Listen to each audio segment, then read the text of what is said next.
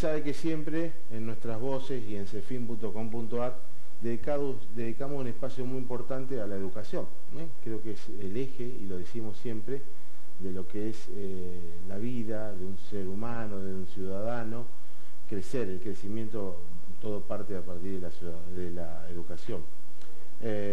Hay una modificación que pretende hacer el nuevo Ministerio de Educación, que ya conduce la profesora Mengarelli, Leticia Mengarelli, que tiene que ver con la currícula, y hay trabajadores, docentes que están preocupados por el tema de ser docentes en historia, geografía. Hay preocupación, porque no se ha hablado con los gremios tampoco, ¿no? Hay poca información. Por eso agradecemos la presencia de una docente de Laguna Paiva que trabaja en Santa Fe, en distintas escuelas, Juan El Pino Rivadavia, Domingos de Silva y Pizarro, Amalia Décima. Gracias por estar con nosotros, Amalia. Buenas noches, ¿cómo les va? Buenas noches. Bien, bien. Bueno, cuéntenos un poquito la preocupación de todos ustedes. Bueno, primero agradecerles la oportunidad para difundir este grave conflicto que se va a venir. ¿Por qué digo conflicto? Porque están en juego muchas realidades que tienen que ver con el trabajo de docentes, con el destino que van a tener nuestros alumnos y con toda una normativa que tiene muchas ambigüedades, muchos claroscuros, muchas formas de muchas miradas. Pero elementalmente estamos muy preocupados los docentes porque nuevamente estamos siendo dejados de lado en una discusión tan fundamental para el presente, para el futuro de nuestras generaciones, ya que, ¿por qué digo nuevamente? Porque desde la aplicación de la ley federal en el año 98, que empezó con una aplicación primer y segundo año, llamado EGB en aquel momento, después un polimodal, y a los chicos se los obligaba, mejor dicho, se los ponían un brete de a los 14 o 15 años elegir qué modalidad querían seguir, si una modalidad de ciencias naturales o humanidades. Había escuelas que tenían arte y diseño, otros las escuelas técnicas, es decir, había una oferta, término muy neoliberal. Las escuelas empiezan a hablar de oferta educativa con temas tan sensibles en la sociedad como es la educación y el trabajo. Pilares para cualquier sociedad. Desde su punto de vista, ¿hay un problema claro de gestión educativa? Hay un grave problema de gestión educativa, porque la gestión, en los papeles vos lees, y es una gestión democrática, participativa, abierta, quieren dialogar con los actores sociales de la educación, y nosotros nunca fuimos invitados al diálogo, por ejemplo. Le doy un ejemplo, Carlos. ¿Sabe usted que información que tenemos es que este tema trató de ser abordado en paritaria? El único gremio que formalmente lo presentó fue la Unión Docente de Argentina. El otro sindicato de los docentes públicos se mantuvo al margen, y la ministra estaba presente, Panoso, de Bienestar Docente. Dijeron que no era un tema de paritaria. Ahora me pregunto, escuchando a la profesora, que hablan de disponibilidad a lo mejor de trabajo, hablan de otros traslados. ¿Cómo lo ven ustedes en estas reuniones que están teniendo los docentes? Bueno, vamos a tener un debilitamiento en la fuente laboral, primero, porque se ponen a disponibilidad muchos cargos. Nos han prometido creación de cargos que las escuelas necesitan: bibliotecarios, preceptores, ayudantes de cátedra, tutores. Bueno, nada de eso ha sido escuchado, porque en cada plenaria, que tanto los papás como los alumnos saben que los docentes de vez en cuando tenemos plenarias, en las plenarias siempre hemos escrito de diferentes maneras críticas que evidentemente o iban encajonadas o nunca tuvimos respuesta favorable a esas críticas. Nosotros siempre criticamos esa falta de participación y que eran desoídos nuestros reclamos. Los docentes somos quienes estamos frente al aula, quienes conocemos el tipo de chico, de adolescente que manejamos de los 14 a los 18 años. Es una franja muy heterogénea, muy grande. En las escuelas de Santa Fe hay 7, 10 divisiones de cada curso, es decir, manejamos una población muy importante. Y bueno, primero que la educación fue cambiando los nombres de las asignaturas. Le fueron cambiando, se empezaron a usar siglas, las OFC, oferta formativa curricular, los EDIs. ¿Qué eran los EDIs? Eran los espacios de definición institucional. Es decir, nos fuimos teniendo que acomodar a nuevos lenguajes y que detrás de eso no había nada, nada bueno. ¿Por qué? Porque los títulos de los profesores tienen determinadas competencias al momento de anotarnos o inscribirnos en interinatos y suplencias para cubrir cargos. Y esos nombres de fantasía de los espacios educativos que antes, cuando nosotros hicimos el secundario, se llamaban geografía, historia, matemática, biología, es decir, que tenían que ver con una formación científica traída o de la universidad o de los institutos terciarios. Para que los padres que nos están viendo, ustedes no solo se están preocupando por la cuestión propiamente laboral, sino por qué aprenden y los contenidos de que los chicos... A eso iba, justamente, porque estos nombres de fantasía que te digo fragmentaron el saber. ¿Qué quiere decir eso? Que el profesor de geografía, por ejemplo, tuvo que no nos cuesta, pero si vamos a la realidad, enseñar economía, por supuesto, la podemos enseñar.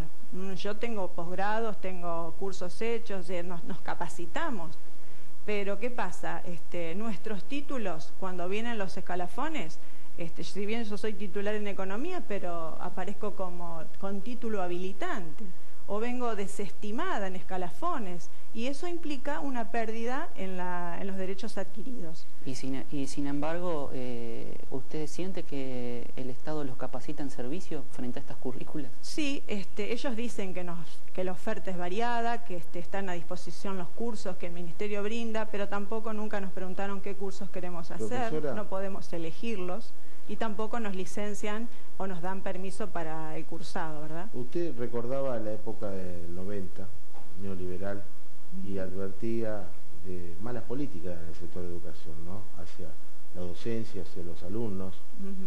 ¿Qué diferencia hay en esa década del 90 con estas políticas que pretenden terminar con materias como historia, humanidades, geografía? Y tiene un claro mensaje ideológico. Evidentemente, a todo este sistema educativo tiende a la formación de un ciudadano que no sepa tener pensamiento crítico, reflexivo, que no entienda la realidad, que esté ajeno a la historia de su país o del mundo. Digo porque políticamente, supuestamente están en los dos extremos, ¿no? Socialismo y neoliberal.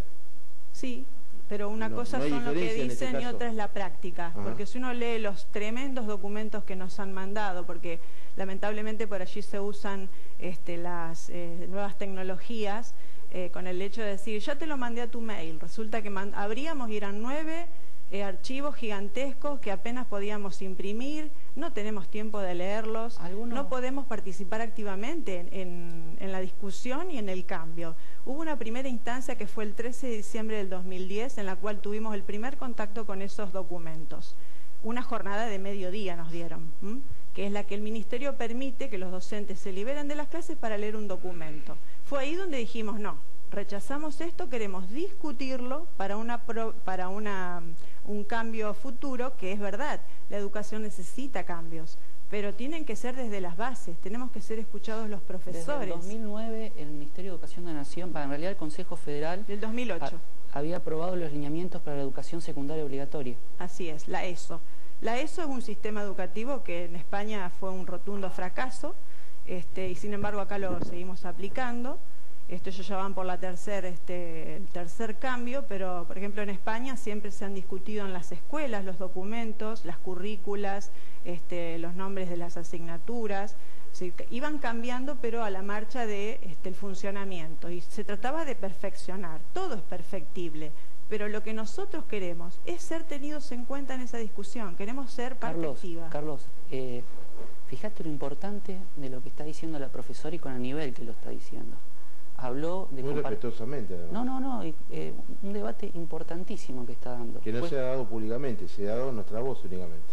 Lo dio, comparó cuestiones ideológicas y contrapone ciertos dirigentes gremiales que han ido a brindar con la ministra recién diciendo que todo esto es Disneylandia.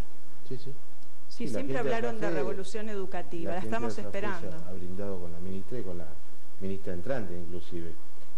Mientras la escuchaba la profesora, recordaba a dos profesores que dejaron huella en la docencia. Uno, Enrique Mutis, exintendente fallecido de la democracia progresista, profesor de historia en la Escuela Nacional. El doctor Julio César Llaney, que nos ve siempre, y le mando un saludo, profesor de educación, de instrucción cívica, también de historia. Hoy estarían haciendo una movilización con ustedes seguramente porque quedarían en la calle. Yo le digo, el tema de nuestra discusión interna en las escuelas viene como con miedo. ¿Por qué digo con miedo? Porque por allí me cruzo con compañeros a los cuales les pregunto su postura. Ese cruce es en los pasillos, en el medio de exámenes. No sé si miedo, pero hay un común conformismo que esperamos cambiar. Y nosotros necesitamos que nos acompañen. Hay directores, eso lo vamos a confirmar y lo vamos a estudiar, Carlos, que por ser complacientes con el Ministerio de Educación, por estos miedos, juntan firmas para decir que esto de la currícula está todo bien. Sí, sí. Sí, lamentablemente los directores son nuestros compañeros de trabajo, eso lo tenemos en claro. Pero lamentablemente son los guionistas de esto, están siendo obligados, creo yo, porque no creo que una persona que haya llegado a director no se dé cuenta de la clara intencionalidad de todo esto. Y los han obligado a sentarse detrás del escritorio y a acomodar a los profesores como si fuéramos fichas de ajedrez, lo cual nos pone muy mal porque todos tenemos una deshumaniza al docente. Exacto, pero nos quedamos en el tema del alumno, que acá uno lee los documentos y sí, el eje central es la preocupación del gobierno es el alumno. Sin embargo, quienes estamos preocupados por los alumnos, y en mi caso que tengo una hija en el sistema educativo, pienso, ¿hacia qué tipo de perfil de alumno está apuntando este sistema? Porque es perverso. Una incógnita, seguramente. Profesora María Décima, le agradecemos esta presencia y por lo que tuvo que pasar para llegar aquí, dejar horas de trabajo. Muchas gracias. Una pequeña invitación a los docentes que no bajen los brazos, que toda ley se discute, porque la mayoría dice esto ya es ley, hay que aceptarlo. No, señor, todo tiene que ser leído, discutido, tenemos que segregarlo, tenemos que leer la letra chica, como quien dice. Y con los legisladores también. Y además estamos invitando el lunes 13 horas en la Escuela Bustos, va a ser la segunda reunión de profesores, que no somos autoconvocados. Nosotros queremos movilizar a los gremios que despierten un poco y que nos acompañen. Yo soy afiliada a ANSAFE hace 15 años.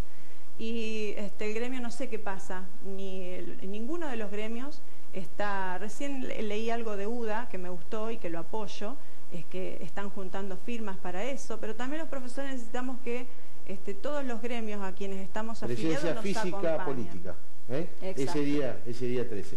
Gracias como siempre y la apoyamos de aquí, muchas gracias. Muchas gracias. Ya volvemos con un tema de la justicia santafesina nacional también, una importante presencia en nuestra mesa.